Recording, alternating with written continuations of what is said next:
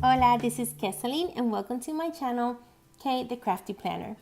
Today I want to share with you the tool that my family uses to keep track of our expenses. Our family is trying to cut down on a serious number of debt. And one of the things that we are using is a Paycheck Tracker. And I want to share with you how we have that Paycheck Tracker broken down. It's important for us to give our money a job. Basically, we're telling our money where to go.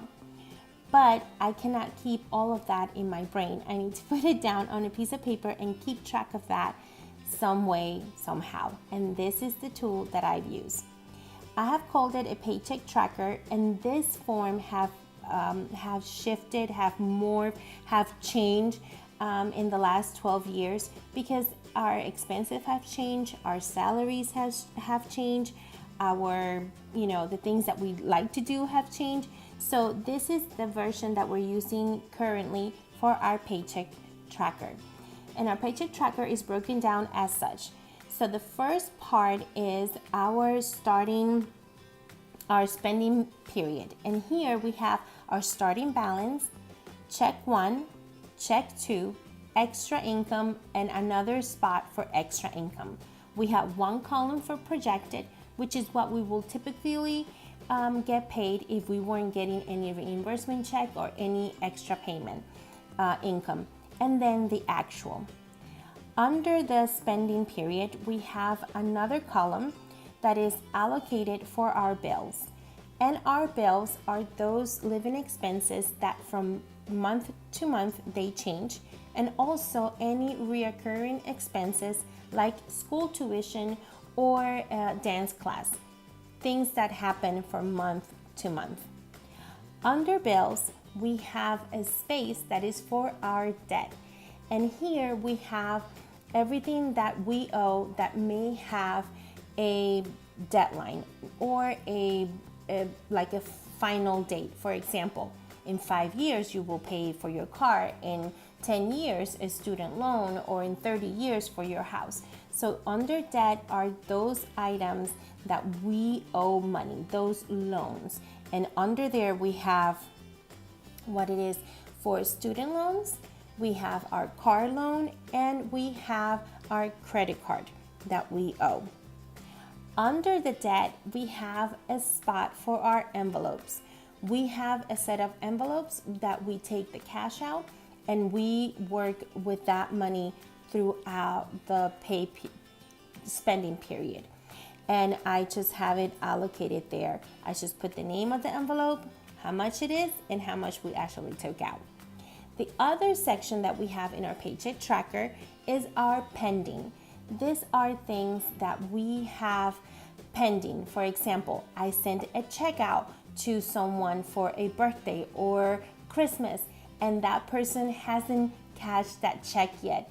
I cannot go thinking that I have that amount on my bank account when in reality that amount is going to be taken out of my bank account in the near future.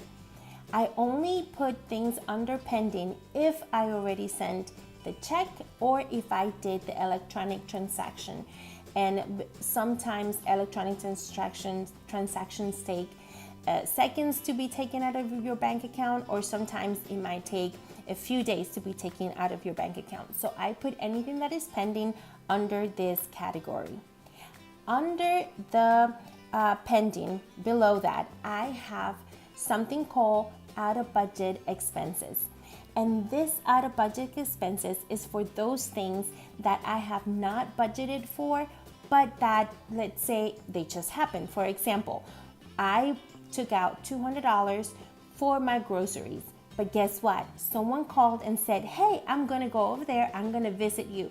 And you run like crazy to the store to get extra items that you might need to entertain your guests.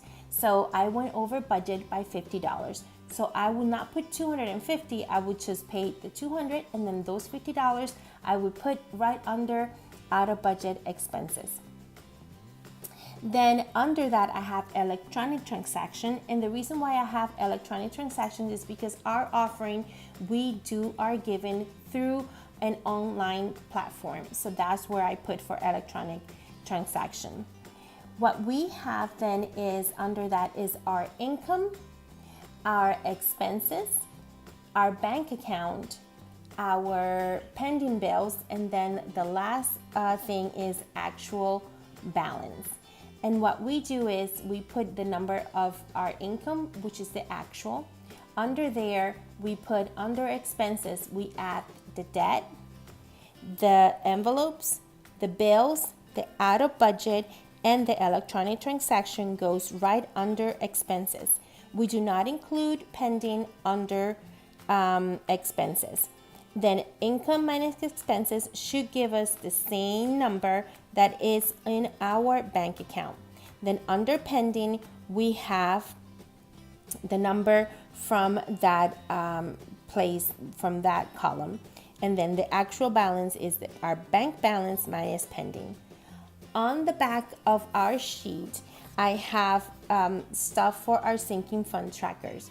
We put our envelopes, what the starting balance was for our envelope, if we deposited anything, withdrew anything, and what's the new balance. Under envelopes, we also have other funds, and these are stuff that we have another checking accounts for college, for savings, or for vacation. So we have keep track of those funds.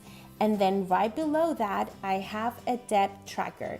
And the debt tracker helps us to see what is the name of the people that we owe money to, the entities that we owe money to, the starting balance, what is our minimum payment, what is our extra payment, and what is the percentage on those balances, and then what's the balance due. We keep everything in one sheet of paper, and we're able to see quickly at a glance how our paycheck is being distributed and where our money is going. Thank you so much for staying till the end of this video. I hope you have enjoyed it, and if so, please give it a thumbs up and follow me as I craft, plan, and do other life-giving things. Happy planning! Have a good day. Hasta luego.